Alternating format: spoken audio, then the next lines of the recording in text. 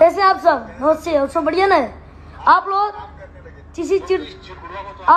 इस चिड़तूत को नहीं जानते होंगे, जो है मनीषा लालनी था ड्राइवर। जब इसे सुधली होती है ना तो सारी भैया के पास चला जाता है, सुधरी मिसा में, तो बड़ी बड़ी बातें फेंकता है सारी भैया पास।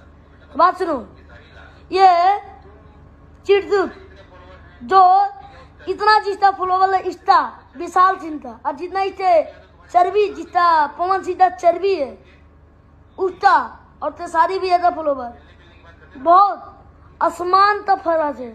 बात सुनो, तेरे संदान में चिताते होंगे जो अंत संत बोला है ये वो। बात सुन, और तुम बोले तो सलाल तू ले लूंगा। तेरी कितनी आबादी है बे? तू लोग बोलते तो सलाल तो ले लूंगा। बात सुन, मनमादी सोच है, ये दिन ऐसा उठा के चाप दिए जाओ दे ना। बात सुनो, जब चपाओ दे तो ही ताम नहीं दे रहा तुम्हारे पवन सिंह क्या है? पवनमा है क्या? पवनमा क्या है?